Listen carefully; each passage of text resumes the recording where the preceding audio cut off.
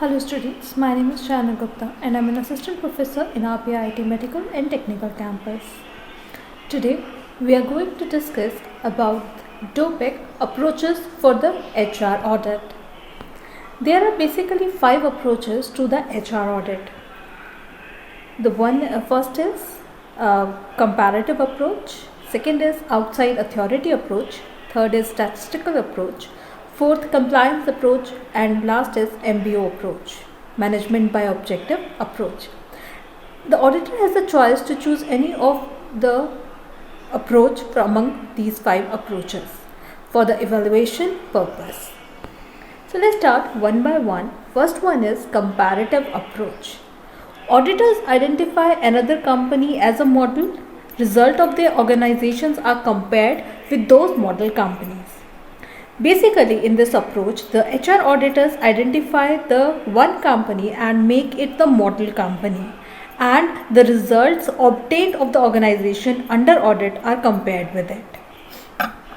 Second is outside authority approach. In this approach, basically, a benchmark is set to compare the own results. A standard for audit set by an outside consultant is used in a benchmark. Next is compliance approach.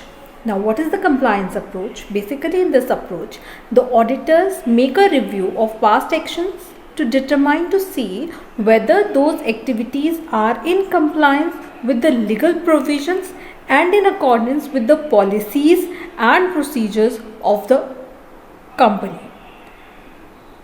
A final approach is for specialists and operating managers to set objectives in their areas of responsibilities.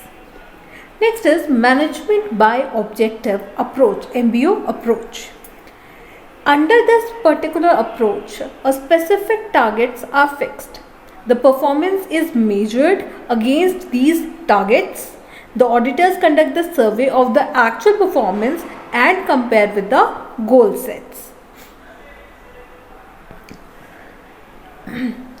And one left is the statistical approach. In the statistical approach, the statistical information maintained by the company in respect of absenteeism, employee turnover, etc. is used as a measure for evaluating the performance. Then comes period of audit. Normally, any audit that is done will be done annually, though it is preferred to conduct human resource audit annually, but it is advisable to conduct audit once in 3 years or 5 years, keeping in view the fact that the realization of the organization goals may not be identified within a year. Audit report. The program comes to end with the preparation of a report. Report may be cleaned or qualified.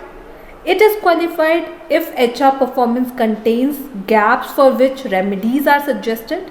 The report is clean where performance is fairly satisfactory. These are the basic 5 approaches of the HR audit. I hope the concept is clear to you. For similar kind of videos, keep watching RPIIT Academics channel. That's all for today. Have a good day.